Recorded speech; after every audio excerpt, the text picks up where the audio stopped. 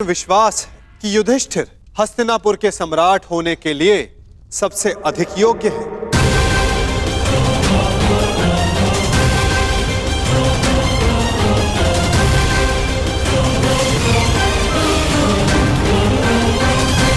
क्षमा चाहता हूं वासुदेव, क्षमा चाहता हूं, परंतु आपके ये दिव्य वचन, आपके ये महान दार्शनिक प्रवचन महामहिम को समझा सकते हैं, महाराज का मन भी परिवर्तित कर सकते हैं, परंतु प्रजा और समाज वासुदेव, उनके सामने युधिष्ठिर के इस पाप को पुण्य कैसे सिद्ध करेंगे? यदि युधिष्ठिर को सम्राट बना दिया गया तो कल को यही उदाहरण देगा, एक ही स्त्री के साथ कई पुरुष विवाह करेंगे वासुदेव। अनाचार, घोर घोर अत्याचार नहीं होगा वासुदेव। हाँ मामा श्री, आपने उचित कहा है। हम ऐसे व्यक्ति को ना युवराज स्वीकार कर सकते हैं और ना ही सम्राट। युवराज पद चाहिए तो युद्ध करके ही लेना होगा, अन्यथा नहीं। अद्भुत, आप तो शीघ्र ही अंतिम निर्णय पर पहुंच गए युवराज दुर्योधन।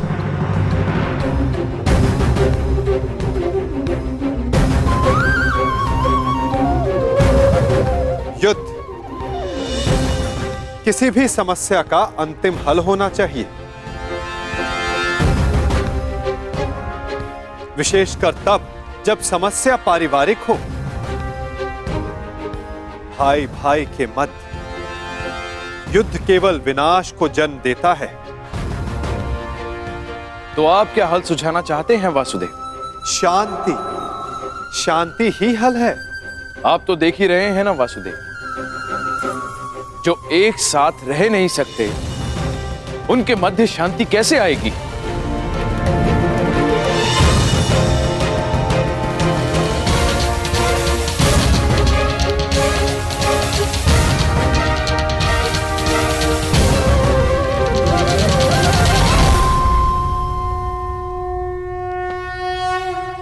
विभाजन से, विभाजन से, विभाजन से, विभाजन से।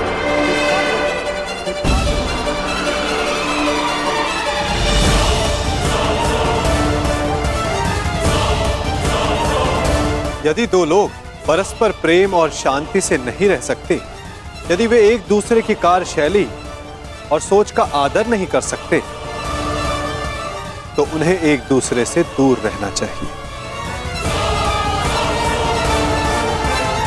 इसीलिए मेरा सुझाव है कि हस्तिनापुर का विभाजन कर दिया जाए। असंभव!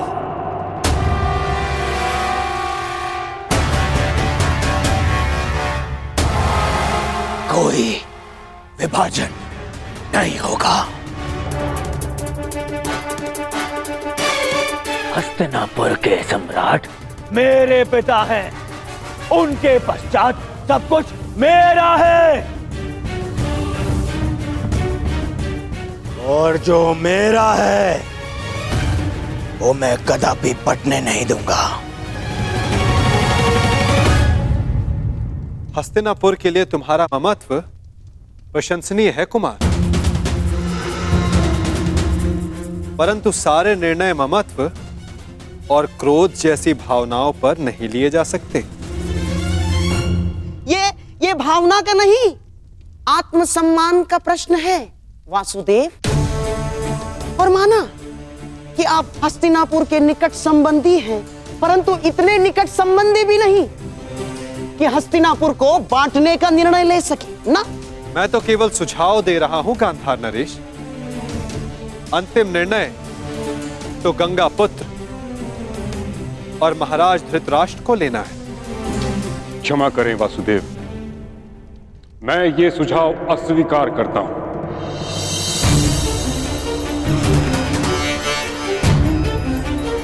मैंने इच्छा मृत्यु का संकल्प इसलिए नहीं लिया था कि हस्तिनापुर को बढ़ते देखूं। महाराज धृतराष्ट्र और महाराज पांडु के सभी पुत्र कुरुकुल की संतान है। कुरुकुल हस्तिनापुर यदि वृक्ष है तो ये उसकी शाखाएं हैं। हस्तिनापुर का अंग भंग होते हुए मैं नहीं देख सकता। तो फिर दूसरा सुझाव वही है जो आपको स्वीकार नहीं गंगापुत्र, जो कर्ण ने दिया है कि अर्जुन युधिष्ठिर की ओर से युद्ध करे और कर्ण दुर्योधन का प्रतिनिधित्व करे। जो विजयी हुआ सम्राट पद उसका, हस्तिनापुर उसका, राज्य उसका।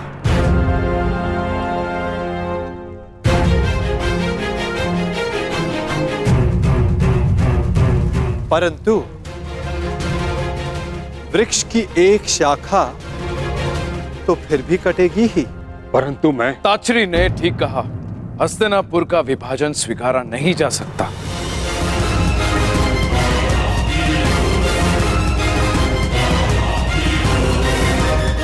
यदि दो योद्धाओं का द्वंद्व सम्राट के चयन का निर्णय कर सकता है तो हस्तिनापुर को विभाजन की आवश्यकता नहीं। तो कल प्रातः अर्जुन युधिष्ठिर की ओर से और कर्ण दुर्योधन की ओर से युद्ध करेगा।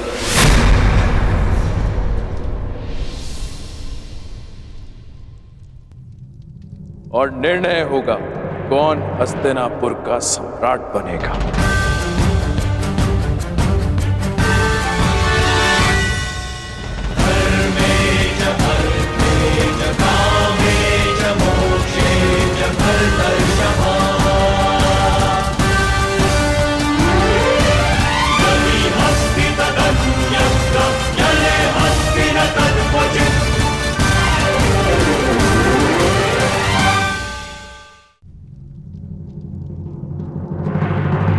आपने अच्छा किया पिताश्री, जो उस वासुदेव के बिछाए जाल में नहीं फंसे और विभाजन के सुझाव को स्वीकार नहीं किया। अब कल प्रातः कर्ण के बाण उस अर्जुन के बख्श बख्श कोई नहीं, उन पांडवों के स्वप्न को भी छन्ने छन्ने कर देंगे।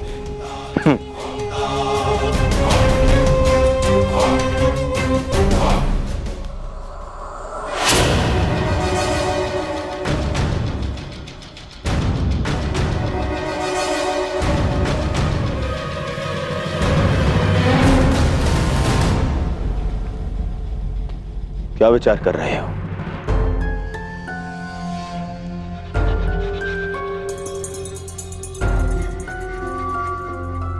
मित्र, मैं विचार कर रहा हूं कि वासुदेव का सुझाव उचित है। देखो मित्र, यदि विभाजन होने के पश्चात सदा के लिए पांडवों से मुक्ति मिलती है तो विभाजन में कोई बुराई नहीं। बस कर्ण, बस, अब और नहीं। आज जिस प्रकार तुमने मेरे राज्याभिषेक का विरोध किया उसे भूला नहीं हूं मैं।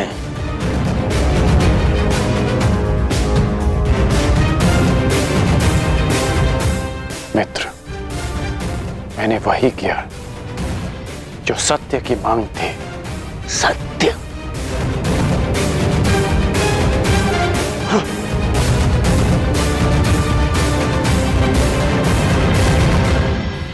मैं तुम्हें सम्राट बनते देखना चाहता हूं मित्र, परंतु अनीति से नहीं। महाराज, आप ही बताइए, क्या विभाजन अनुचित है? कर्ण यथार्थ कह रहा है पुत्र।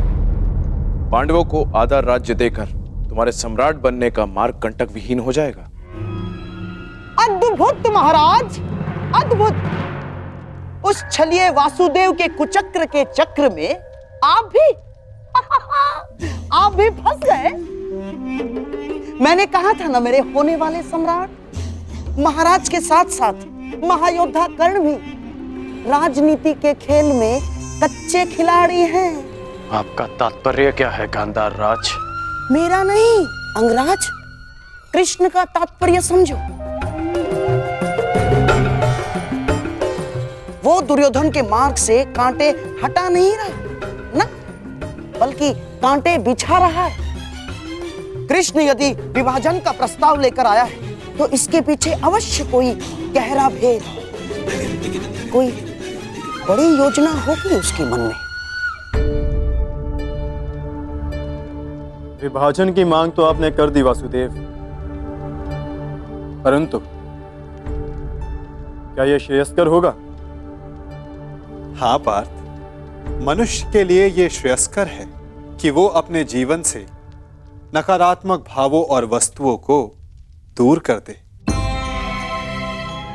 चूंकि नकारात्मक चाहे मित्र हो या भाई, वो जीवन के लिए शुभ नहीं होते।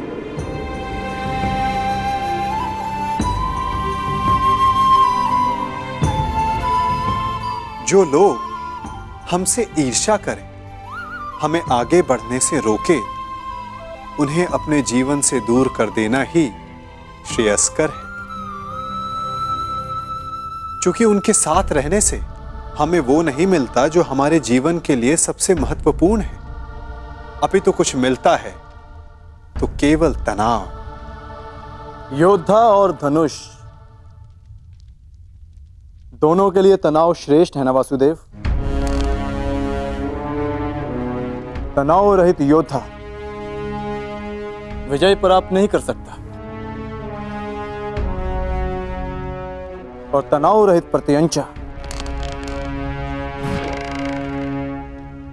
बाण संधान नहीं कर सकती।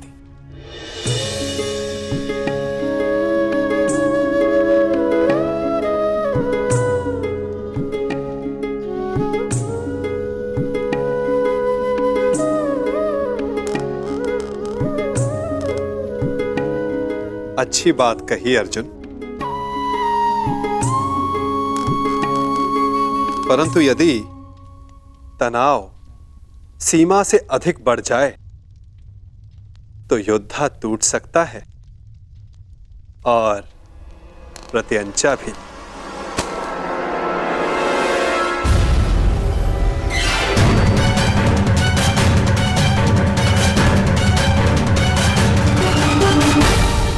तुम युद्ध के नहीं, जीवन के योद्धा हो अर्जुन। तुम्हें इतिहास बदलना है, इसीलिए तुम्हारा तनाव और नकारात्मक भावों से दूर रहना श्रेष्ठ रहेगा। संघर्ष तभी करना चाहिए जब उसकी आवश्यकता हो। यदि हर पक्ष पर संघर्ष करते रहोगे तो लक्ष्य तक कैसे पहुंचोगे? इसीलिए जैसा मैं कहता हूं वैसा ही करो पार्थ। और मेरा मानना है कि कृष्ण का सुझाव हमारे हित में नहीं ना, शत्रु के बीज का समूल नाश आवश्यक है। समूल। कृष्ण की छाव में वो पांडव वट वृक्ष के बीज सिद्ध होंगे, जिन्हें रोपने के लिए तनिक भी स्थान दिया गया तो वो जड़ें जमा कर बैठ जाएंगे। और विभाजन का अर्थ हमारे लिए शांति नहीं, अशांति होगी। और ये एक अवसर होगा पांडवों के लिए जो हमें नहीं देना है। कैसा अवसर शकुनी? आप भूल रहे हैं महाराज, द्वारकाधीश कृष्ण उनके साथ हैं। महाबली पांचाल राज द्रुपद अब उनके ससुर हैं। यदि पांडवों को अलग राज्य स्थापित करने का अवसर दिया गया तो वो शीघ्र ही एक बड़े साम्राज्य में परिवर्तित हो जाएगा महाराज। इतना बड़ा साम्राज्य कि हस्तिनापुर का अस्तित्व बौना पड़ जाएगा। इसीलिए श्रेष्ठ यही होगा महाराज, पांडवों को हराकर, उन्हें दबाकर उन पर शासन किया जाए। मामाश्री उचित कह रहे हैं।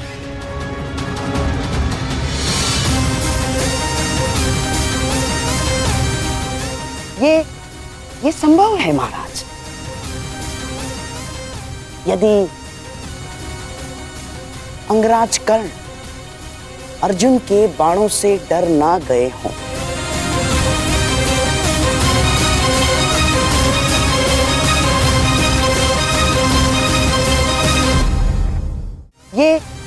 ये संभव है महाराज, यदि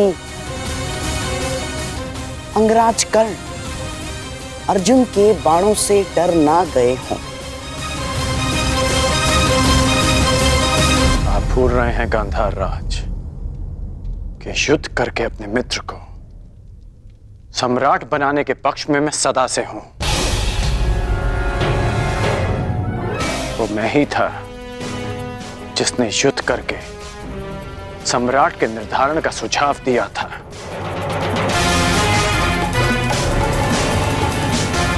और वो मैं ही हूं जो अर्जुन से युद्ध की वर्षों से प्रतीक्षा कर रहा है।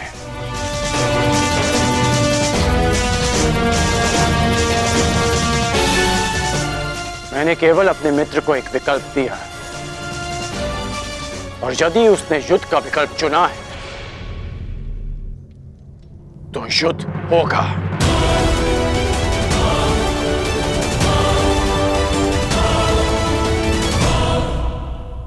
कल सिद्ध हो जाएगा कि युद्ध में विजयी होने के लिए आपका क्षत्रिय होना आवश्यक नहीं होता।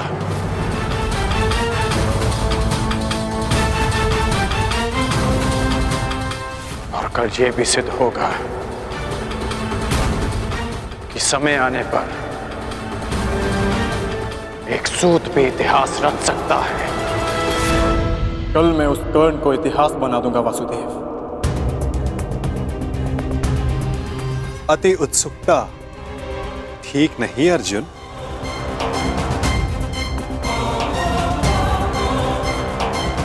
मत भूलो कि तुम्हें चुनौती किसने दी है।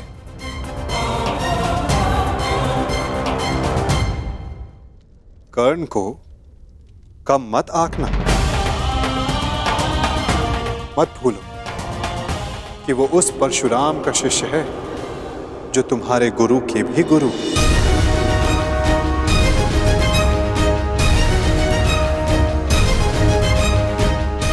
आप किसके पक्ष में हैं वासुदेव? मैं तो सदा धर्म के पक्ष में हूं पार्थ, सत्य के पक्ष में हूं।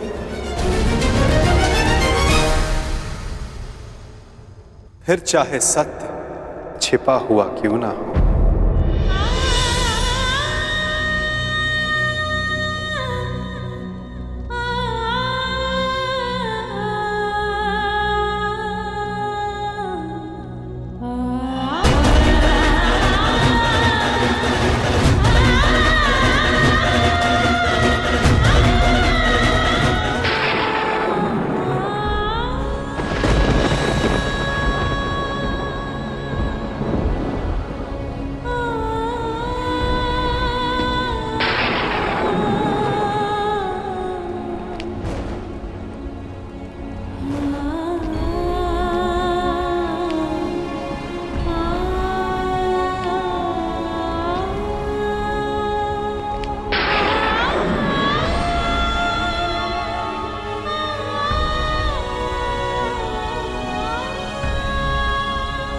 क्या हुआ बुआ? आप उदास हैं? उदास नहीं, चिंतित हूं। कृष्ण, क्या मैं अकेली हूं जो ये युद्ध नहीं चाहती?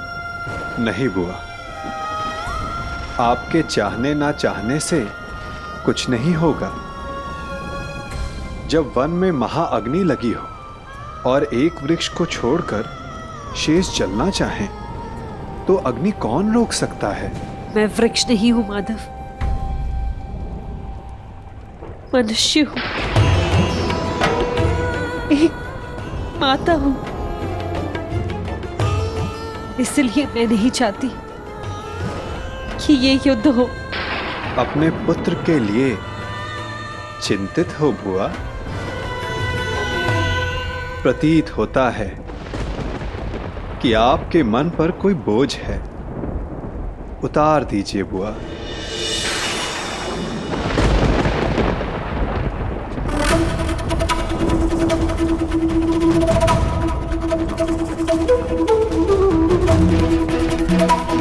मैं अपने दोनों पुत्रों के लिए चिंतित हूं।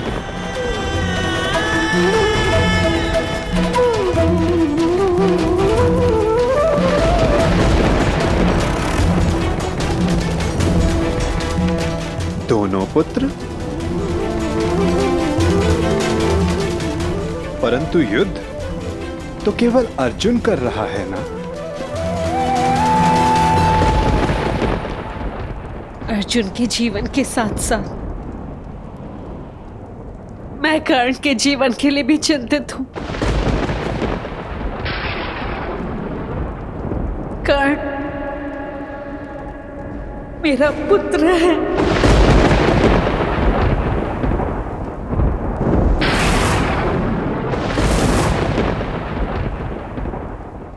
मेरा सबसे बड़ा पुत्र।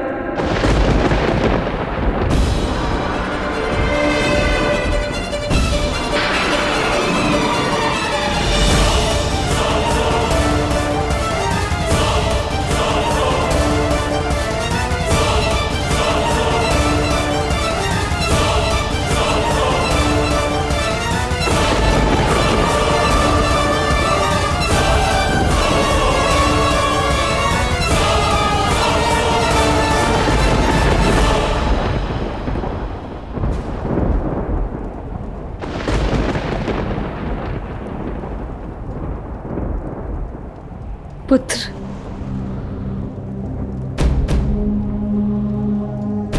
मैं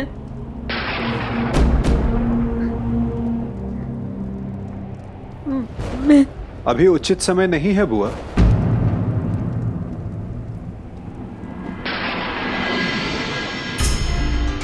किस बात का उचित समय नहीं है वासुदेव? भावुक होने का, अपने मन और कर्म से नियंत्रण खोने का। चूंकि भाव हो या कर्म या वचन उचित स्थान और उचित समय पर ही शोभा देते हैं। कदाचित इसीलिए प्रकृति ने मस्तिष्क का स्थान हृदय से ऊंचा रखा है, चूंकि समय पड़ने पर मस्तिष्क हृदय के प्रभाव पर नियंत्रण कर सके। कदाचित कल के द्वंद्व के लिए तुम यहां कुंती बुआ का आशीष लेने आए हो ना कर्ण? नहीं, मैं बस प्रणाम करने आया हूं।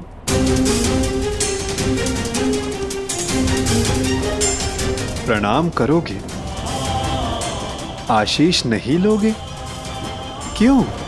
क्योंकि विजयी होने का आशीष मांगकर मैं माता कुंती को धर्म संकट में नहीं डाल सकता।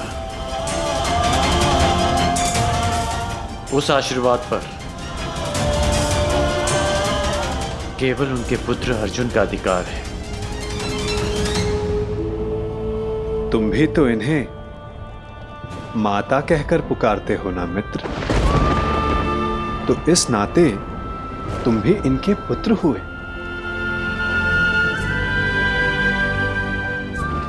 आशीर्वाद पर अधिकार तुम्हारा भी उतना ही है जितना अर्जुन का।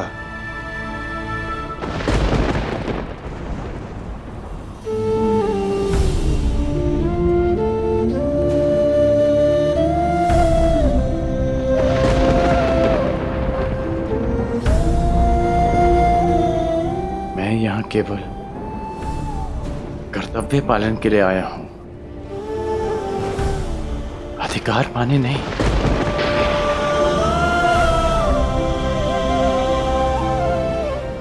जैसा मैंने अभी कहा कि विजयी होने के आशीष पर केवल अर्जुन का अधिकार है, मेरा नहीं।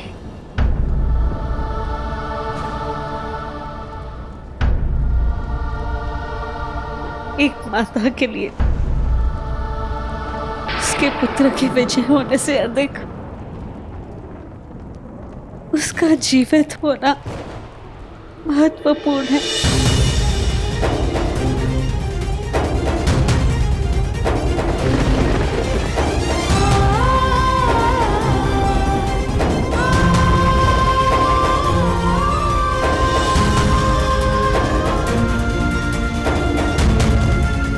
आयुष्मान भव पुत्र।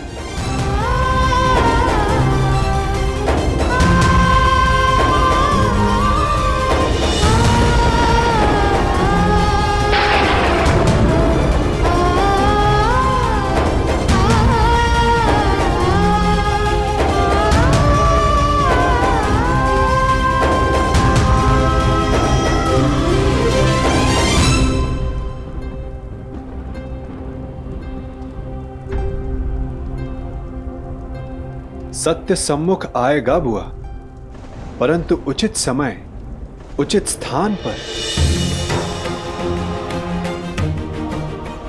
और वो समय कब आएगा? ये समय आपको स्वयं बतलाएगा बुआ। बुआ हूं ना तुम्हारी, और भक्त भी। क्या इस युद्ध को रोक सकते हो? कर्म कर सकता हूं, परंतु फल समय के हाथ में है।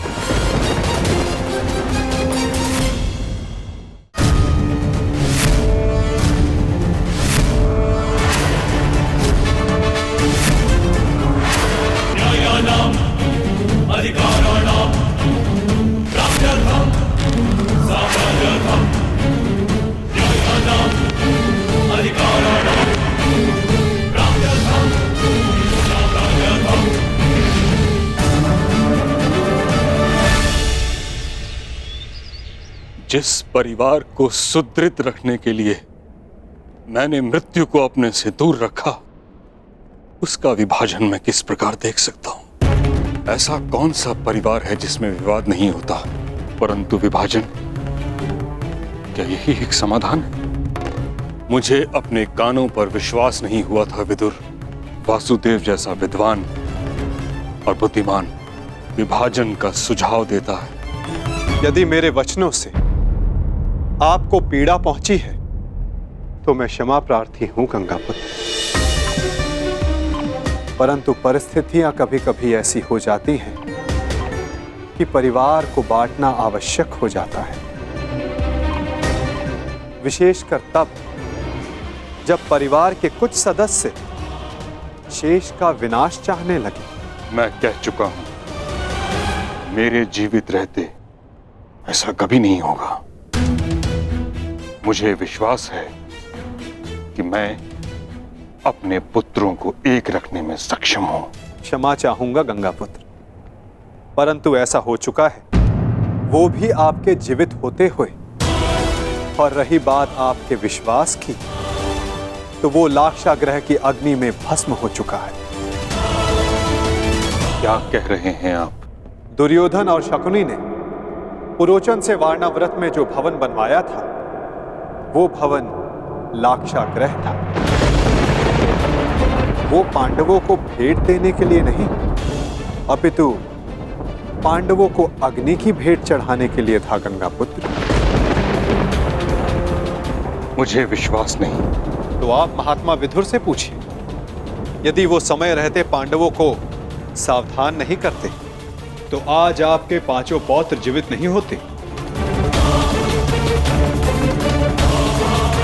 वासुदेव ठीक कह रहे हैं तातश्री। तुमने मुझे बताया क्यों नहीं विदुर? आपको कष्ट होता तातश्री।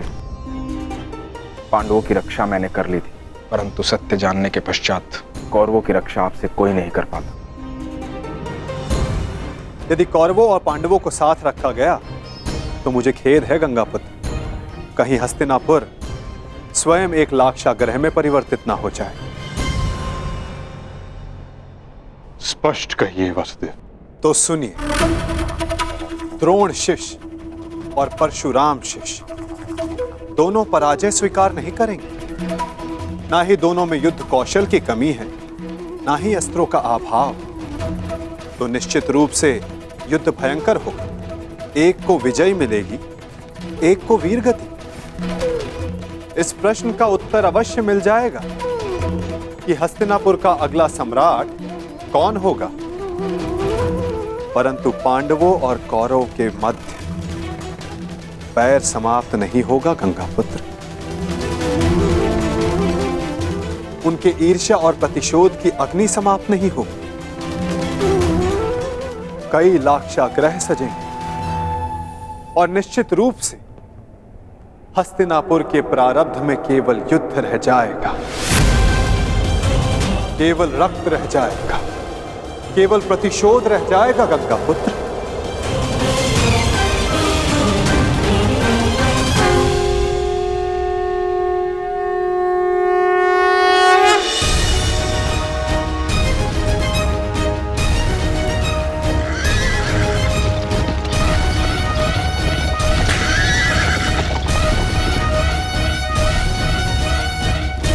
दो योद्धा युद्ध के लिए प्रस्थान कर रहे हैं और संभवतः उनमें से एक ही लौट पाए। निर्णय आपका है गंगापुत्र।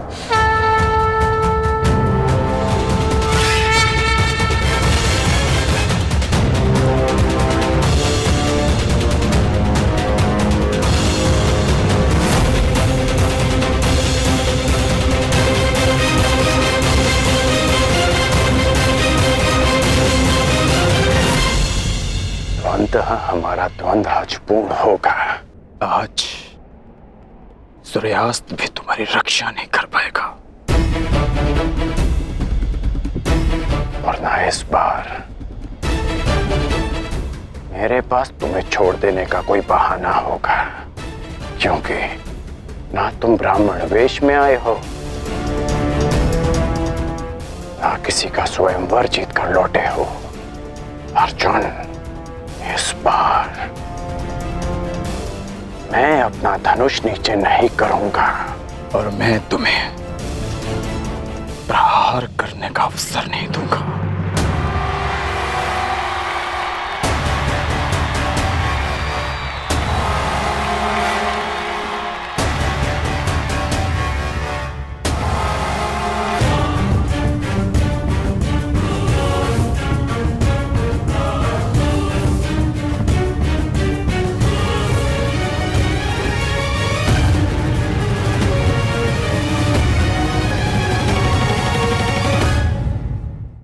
कर्ण और अर्जुन द्वंद्व के लिए प्रस्तुत है महाराज।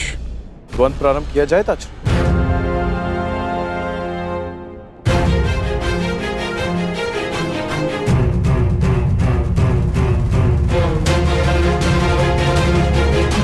और कोई विकल्प भी तो नहीं। द्वंद्व प्रारंभ हो।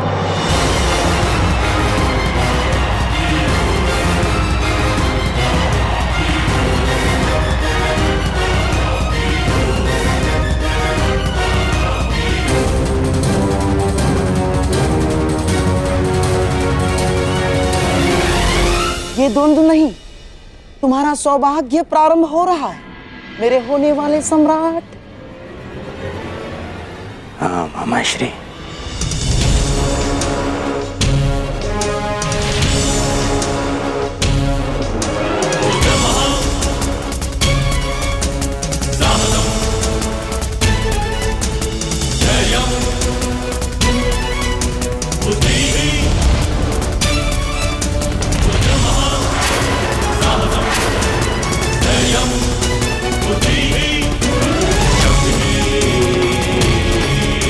Para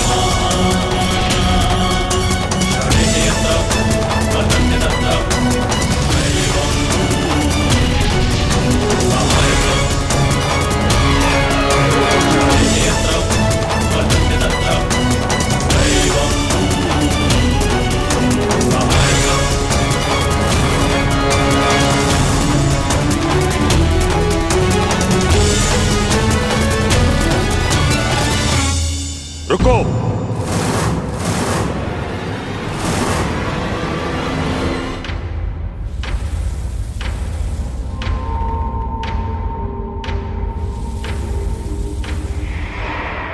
क्या हुआ ताजराव? महाराज, हस्तिनापुर की सुरक्षा मेरी प्रतिज्ञा है, मेरा धर्म है, मेरे जीवन का उद्देश्य है। मुझे लगा था कि इस द्वंद्व से हस्तिनापुर का रक्त बहने से बच जाएगा,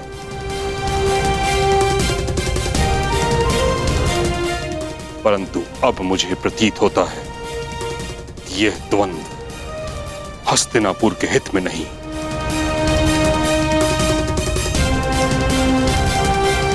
इस कारणवश मैं इस द्वंद्व को समाप्त करने की घोषणा करता हूं।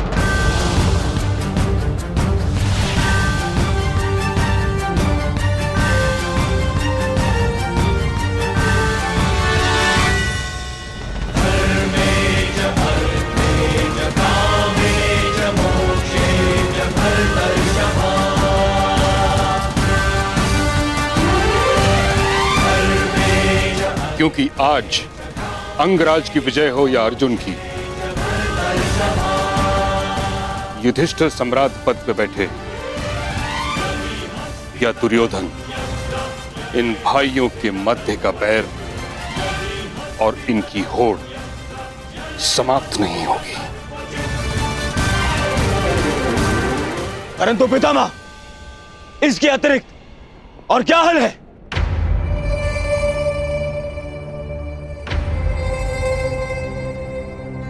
विभाजन, विभाजन, विभाजन, विभाजन।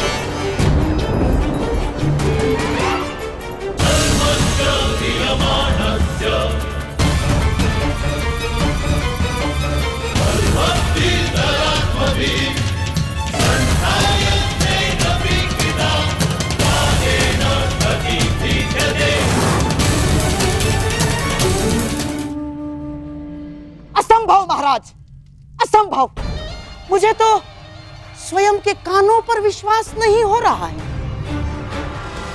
जिन महाबली भीष्म ने हस्तिनापुर के सुरक्षा के लिए प्रतिज्ञा की थी, वही आज विभाजन की बातें करने लगे हैं।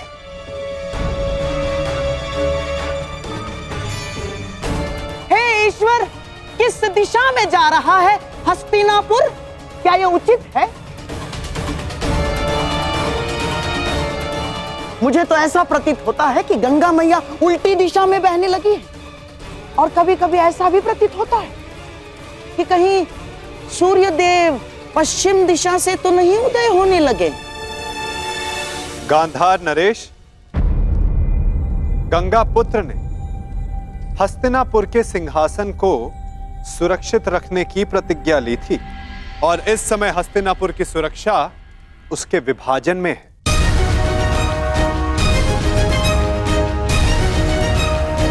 और आप तो कुरुपुत्रों के मामाश्री हैं। आपसे अधिक ये कौन समझ सकता है कि साथ रहने में किसकी कितनी हानि है? और ये भी समझ सकते हैं कि यदि एक बार अग्नि प्रज्वलित हो उठी तो उसे शांत करना कितना कठिन है, विशेषकर विद्वेष की अग्नि। वासुदेव, मैं तो शांत। शकुनी, शांत।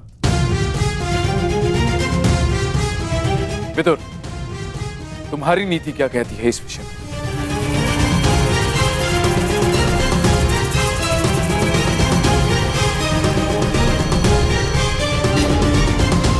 जब साथ रहते विकास अवरुद्ध हो तो विभाजन श्रेष्ठ है। महाराज,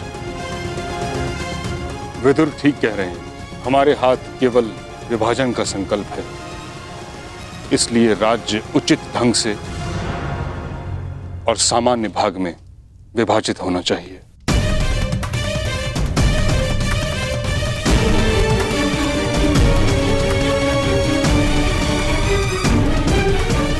मामाश्री, मैं ये विभाजन यहीं समाप्त कर दूंगा। अभी अपने गदा के एक ही प्रहार से इन पांडवों का सिर और सब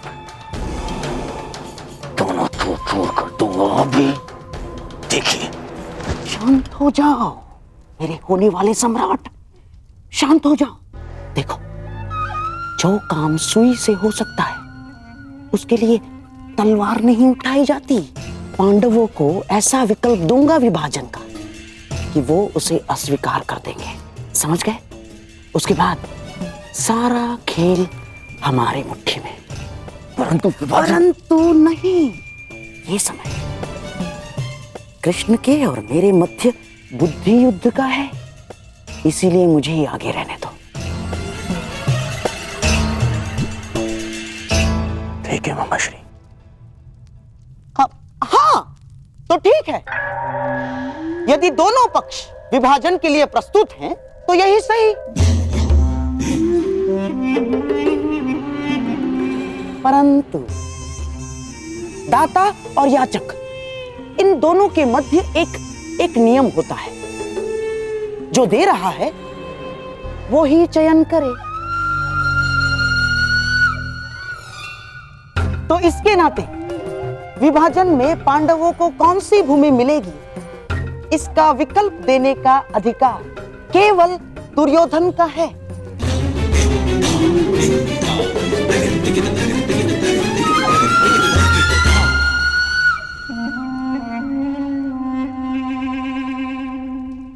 तो कहिए गांधार राज, क्या सुझाव है आपके पास? यदि पांडव विभाजन चाहते हैं तो हम उन्हें खांडव प्रस्थ देते हैं।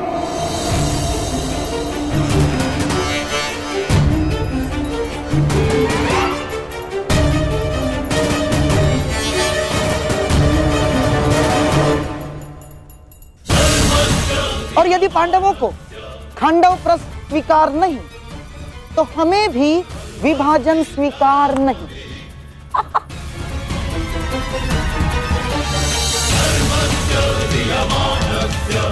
हाँ, तो पांडव यहीं रहे अपने भाइयों के साथ प्रसन्नता से।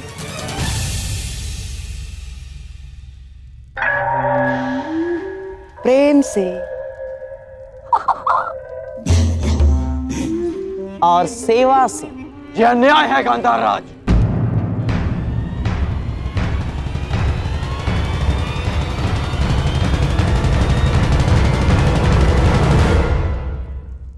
मित्र, तुम देख लो कैसी अनुचित बात कर रही है। खांडव प्रस्थ, उस भूमि पर कांटे तक नहीं उगते, बंजर भूमि है वो, अंग से भी अधिक बंजर, जैसे आप शापित हो।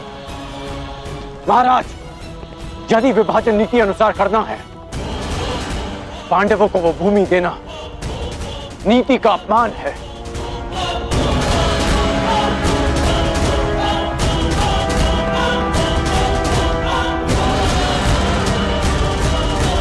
तुम दुर्योधन के मित्र हो या शत्रु, सदैव उसका अहित बोलते हो। मैं वही करता हूं जो मेरे मित्र के हित में हो, और मैं नहीं चाहता कि आपके एक और कुचक्र में फंसकर मेरा मित्र स्वयं को सदा के लिए इतिहास में अन्यायी सिद्ध कर दे। हमें खांडव प्रस्थ नहीं चाहिए, भले ही युद्ध हो जाए। युद्ध से कौन भयभीत है विरकोधर? दान में मिले बछड़े के दांत नहीं गिने जाते। क्षत्रिय दान नहीं लेता, युद्ध करके अपना अधिकार प्राप्त करता है। अर्जुन, तुम्हारे बाणों का उत्तर भी है मेरे पास। यदि कुछ चाहिए तो केवल खांडव प्रस्थ ही मिलेगा, अन्यथा कुछ नहीं मिलेगा।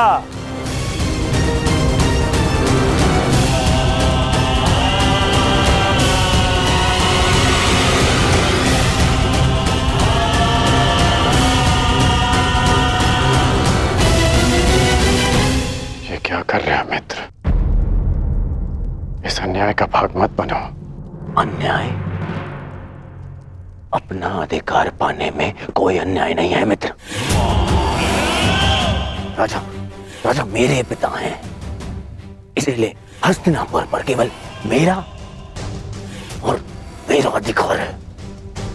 इस राजसभा में अब या तो उन्हें वो मिलेगा जो मैं चाहता हूं, अन्यथा वो जिसकी तुम्हें आकांक्षा है, और वो युद्ध है, युद्ध। इसलिए मामा श्री जो कर रहे हैं उन्हें करने दो। परंतु यदि पांडवों ने खांडवपुरा स्वीकार कर लिया तो क्या करोगे?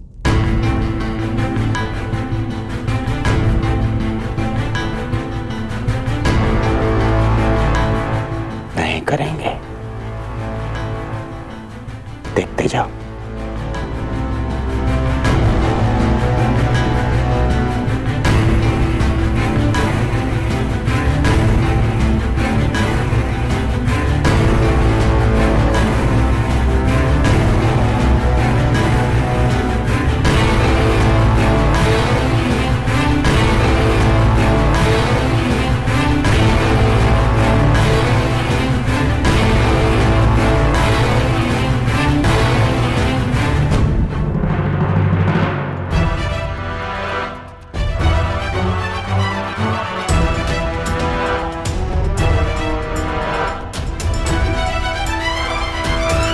यदि खांडव प्रस्थ देकर मेरे अनुज दुर्योधन को संतोष मिलता है तो हमें खांडव प्रस्थ स्वीकार है।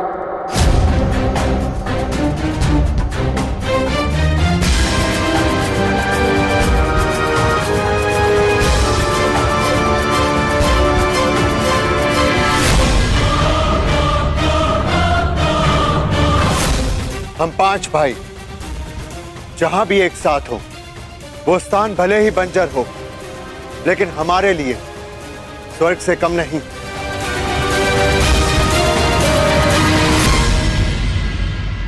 यदि प्रिय युधिष्ठिर को ये स्वीकार है तो हस्तिनापुर नया राज्य बनाने में तुम्हारी सहायता करें। मेरी ओर से तुम्हें 1 सहस्त्र और 8 हाथी, 100 रथ और नया राज स्थापित करने के लिए पर्याप्त धन भेंट में दिया जाएगा।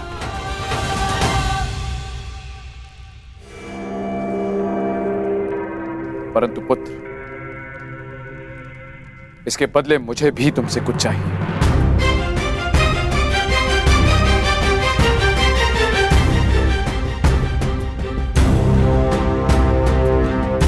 मैंने कौरवों और तुम में कभी भी पक्षपात नहीं किया, सदैव तुम्हें अपने पुत्र से बढ़कर माना है।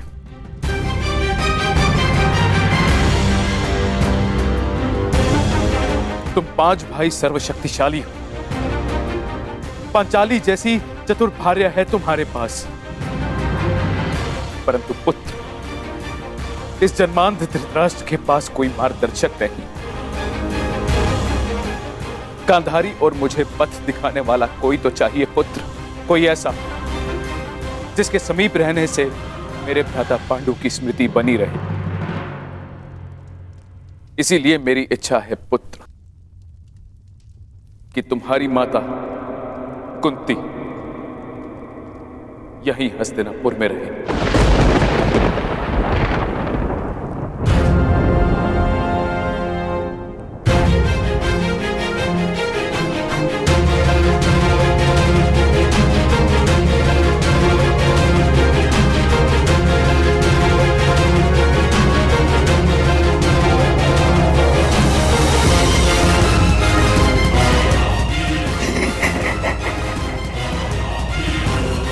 बहुत अच्छे महाराज, बहुत अच्छे। एक बार ही सही, परंतु आपने अपने मस्तिष्क का प्रयोग तो किया। नहीं, यह हमें स्वीकार नहीं।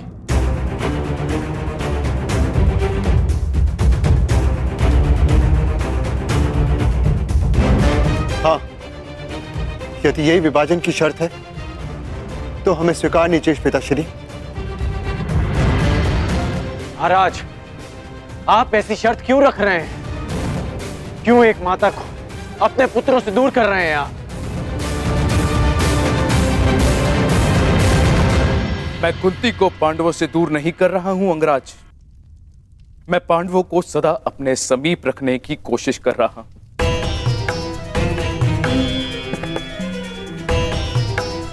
कुंती यहां हस्तिनापुर में रहेगी तो पांडु पुत्र यहां आते जाते रहेंगे। उनका संबंध कभी हस्तिनापुर से समाप्त नहीं होगा।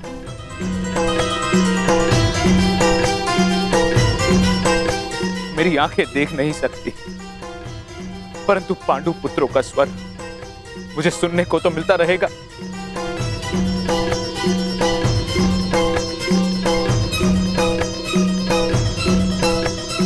अद्भुत अद्भुत चतुरता दिखाई है महाराज धृतराष्ट्र ने। बुआ कुंती को अपने पास रखने का कारण पांडवों से प्रेम नहीं, परंतु कौरवों की ढाल बनाए रखना है,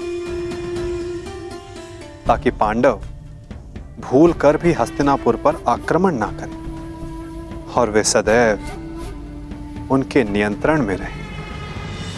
आपको क्या लगता है ताचरी, क्या मैंने कुछ अनुचित कहा?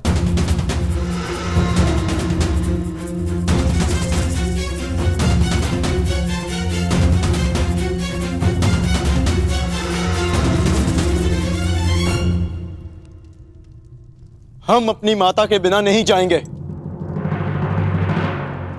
भले जो भी हो, माता हमारे साथ ही जाएंगी। मैं कहाँ रहूंगी?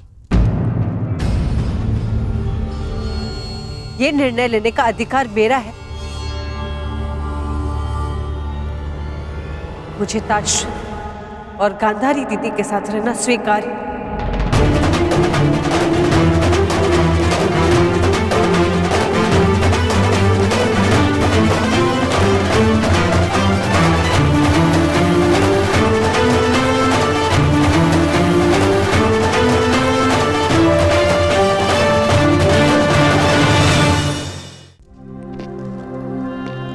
परंतु माता, यह असंभव है। हम आपके बिना नहीं जा सकते। ये मेरी आज्ञा है भीम।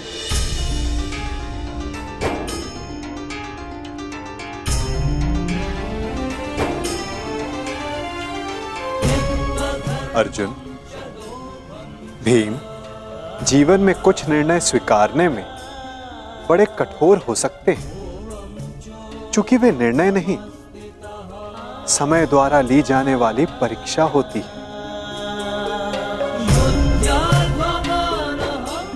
यदि बुआ कुंती दोनों परिवारों को एक रखने, महाराज धृतराष्ट्र की इच्छा पूर्ण करने के लिए इतना बड़ा बलिदान दे रही है, तो आप सबको इसका सम्मान करना चाहिए।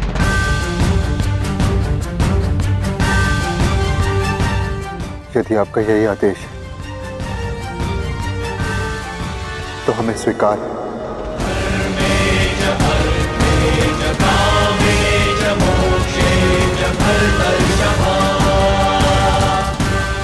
पितामह और माता से दूर रह पाना कठिन और कष्टप्रद होगा, परंतु आपकी इच्छा पूर्ति के लिए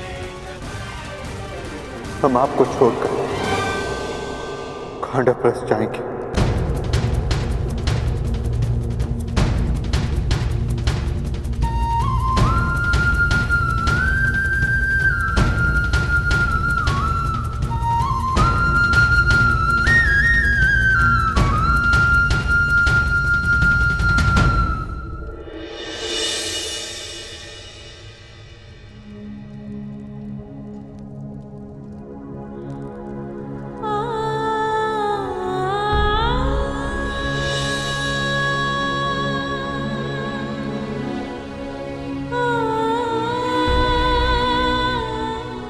ये तुम्हारी परीक्षा की घड़ी है पुत्रों। तुम्हें बंजर भूमि में पुष्प खिलाने, परिश्रम करना है और पांचों साथ रहना।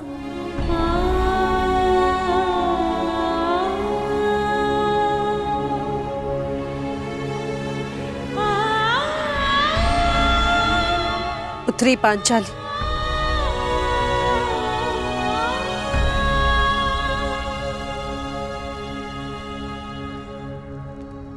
से मेरे 5 पुत्र तुम्हारा उत्तरदायित्व है।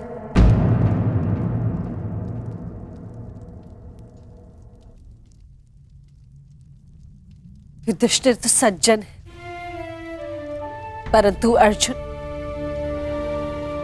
कभी अपने मन की बात स्पष्ट नहीं करता, इसलिए उसका मन समझने का प्रयास करना। और भीम तो नटखट है, उद्दंड है और इसके भोजन का विशेष ध्यान रखना। नकुल और सहदेव तो कहने के लिए माद्री के पुत्र हैं, लेकिन मैंने उन्हें भीम और अर्जुन से कभी कम प्रेम नहीं किया।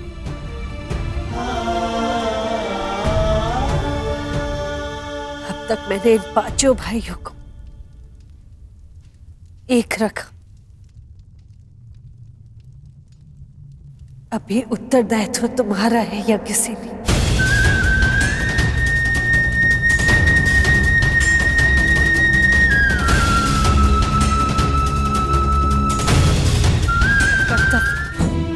संतान के साथ रहने में नहीं, अभी तो उन्हें अपनी आंचल की छाव से मुक्त कर देना, ताकि वो अपना व्यक्तित्व स्वयं गढ़े। कदाचित विभाजन के माध्यम से अगर नियति ने मुझे संदेश दिया जो मुझे स्वीकार है,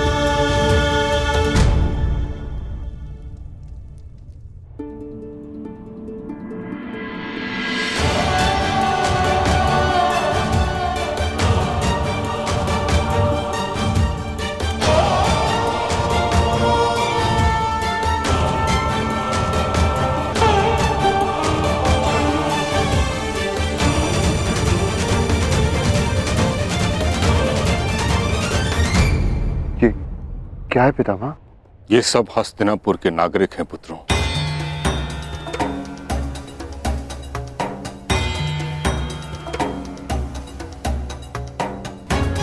जो तुम्हारे साथ खांडव प्रस्थ में बसने की इच्छुक हैं।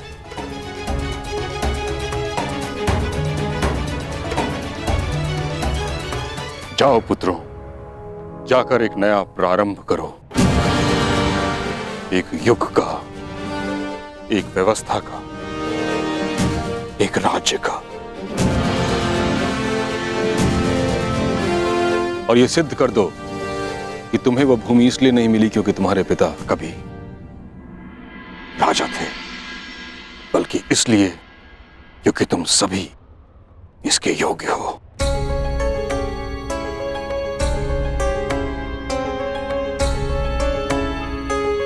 आयुष्मान भव।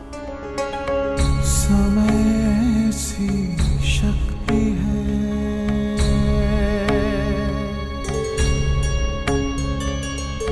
सभी समय से हारे,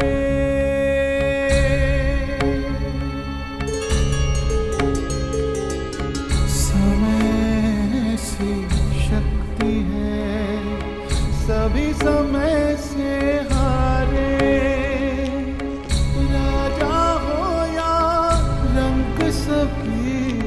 बनते रहे बेचारे।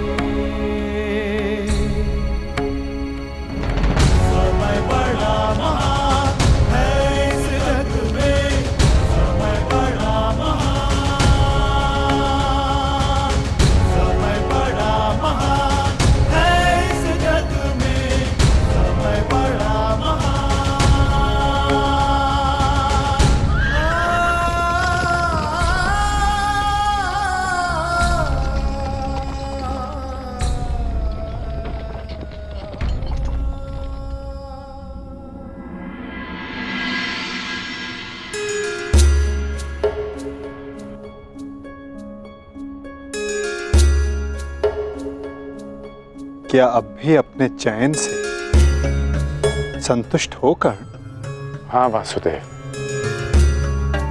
मैं अब भी अपने चैन पर अडिग हूं, क्योंकि इस समय मेरे मित्र को मेरी सबसे अधिक आवश्यकता है।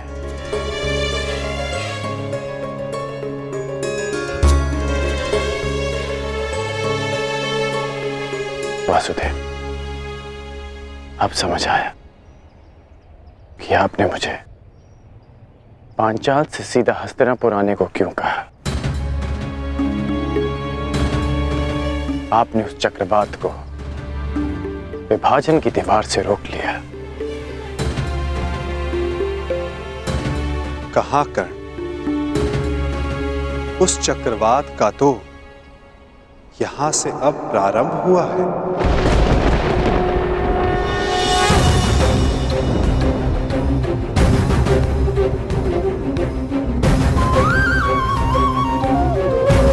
अर्थात ये सब आपकी योजना है।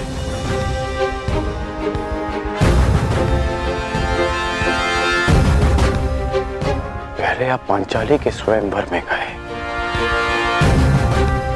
फिर हस्तिनापुर आए,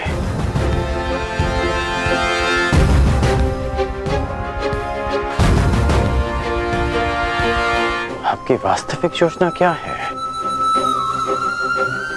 क्या छिपा है इस मधुर मुस्कान के पीछे? क्या चाहते हैं आप वासुदेव? मैं तो केवल तुम्हें अपने पक्ष में चाहता हूं कर्ण। मैं तो आप ही के पक्ष में हूं वासुदेव, परंतु मेरा दुर्भाग्य है कि आप पांडवों के पक्ष में हैं। आपने उनका चयन किया।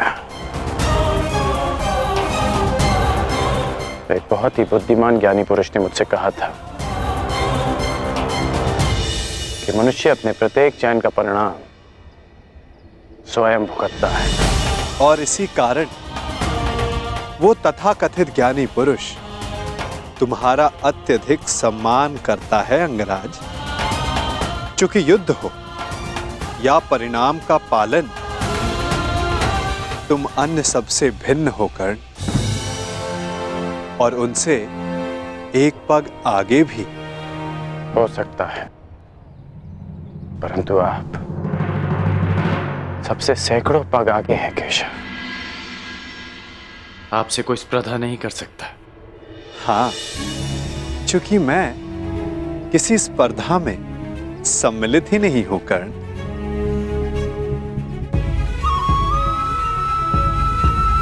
अब मुझे जाना होगा, परंतु न जाने क्यों मुझे यह आभास हो रहा है कि हमारी भेंट शीघ्र होने वाली है।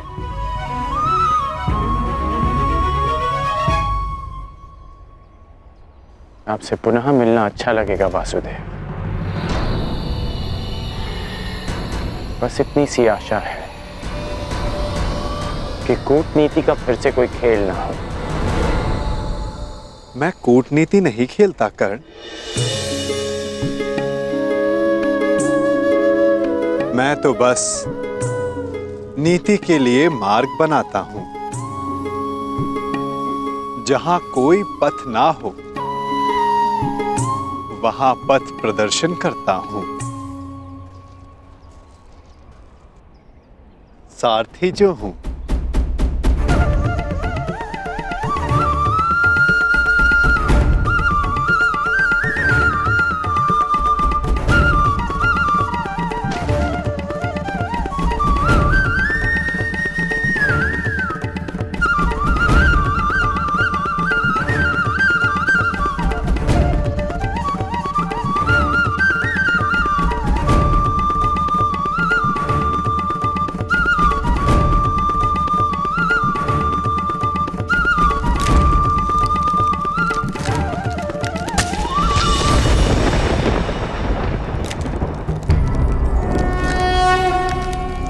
यदा यदा हि धर्मस्य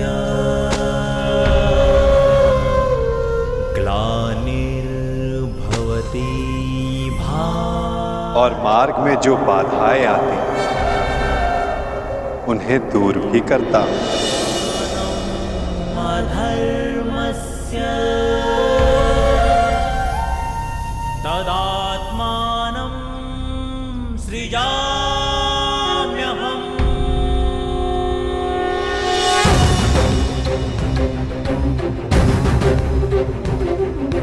परित्राणाय साधूनां विनाशाय च दुष्कृतां।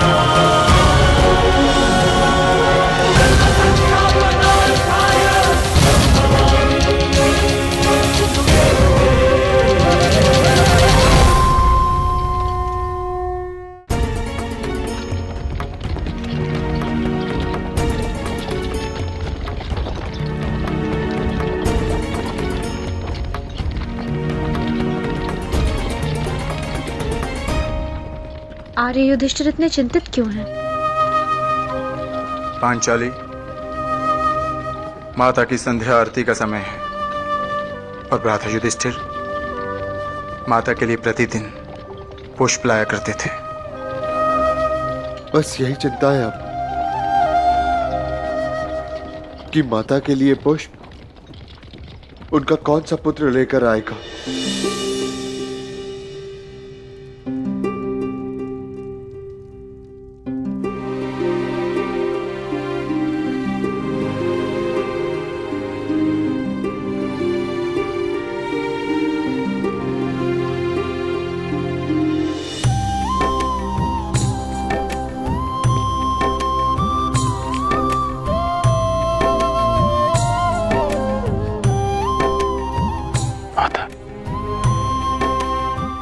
पुत्रों के हस्तिनापुर से जाने का खेद है मुझे। मैं एक माता के आंचल की रिक्तता नहीं भर सकता, परंतु उसके संध्या आरती की एक छोटी सी आवश्यकता अवश्य पूर्ण कर सकता।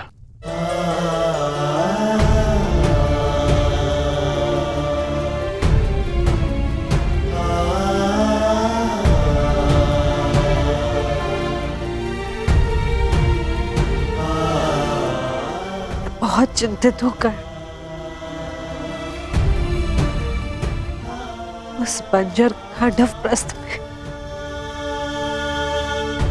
न जाने मेरे पुत्र किन कठिनाइयों में होंगे।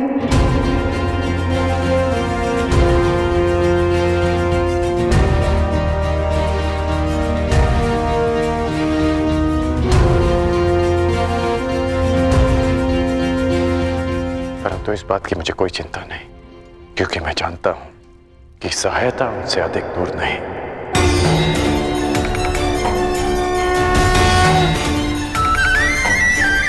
श्री कृष्ण गोविंद हरे मुरारी, हे नाथ नारायण वासुदेवा।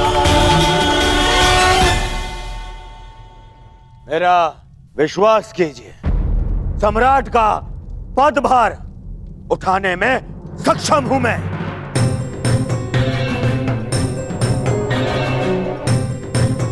यदि ताचरी अपनी अनुमति और आशीर्वाद दें तो मुझे कोई आपत्ति नहीं पुत्र।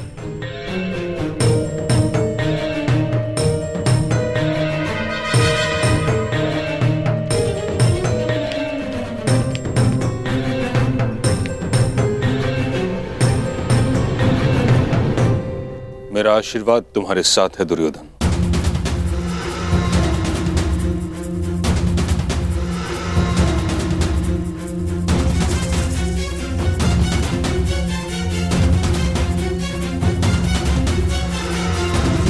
किंतु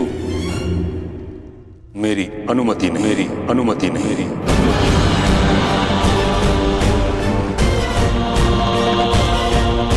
हस्तिनापुर का संरक्षक होने के नाते सिंहासन के उत्तराधिकारी पर मेरा पूर्ण विश्वास अनिवार्य है, और तुमने अब तक ऐसा कुछ किया नहीं है दुर्योधन, जिस कारण तुम इस पद के योग्य माने जाओ। तो आज्ञा दीजिए महामहिम। मैं अपने मित्र दुर्योधन के लिए दिग्विजय करना चाहता हूं। कदाचित तुमने ठीक से सुना नहीं कर्ण, मैंने क्या कहा? मैंने कहा दुर्योधन को स्वयं अपनी योग्यता सिद्ध करनी होगी।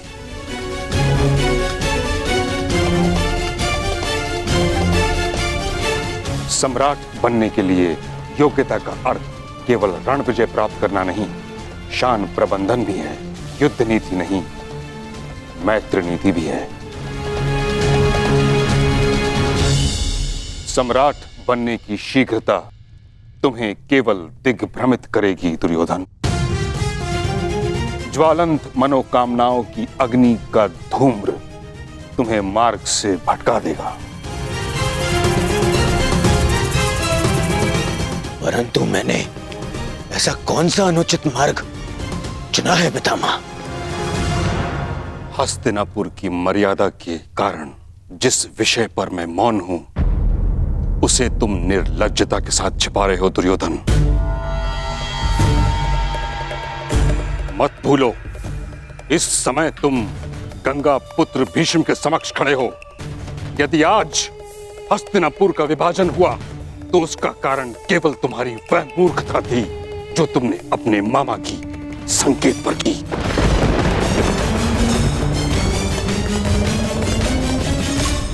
लक्ष्य ग्रह की अग्नि में हस्तिनापुर को जलते हुए नहीं देख सकता था मैं।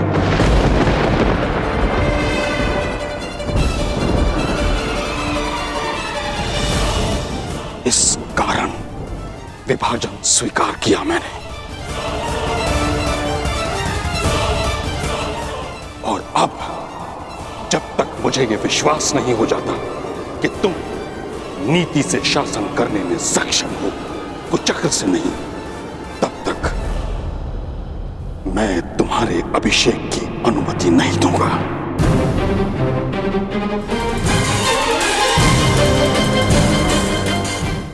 जब तक मुझे यह विश्वास नहीं हो जाता कि तुम नीति से शासन करने में सक्षम हो, कुचक्र से नहीं, तब तक मैं तुम्हारे अभिषेक की अनुमति नहीं दूंगा।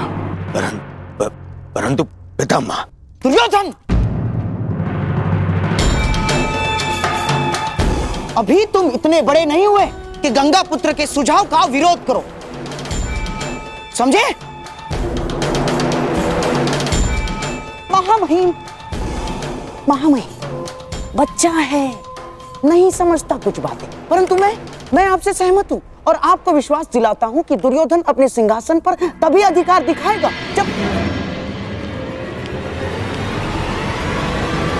जब वो आपकी परीक्षा की कसौटी पर खरा उतरेगा। महामहिम,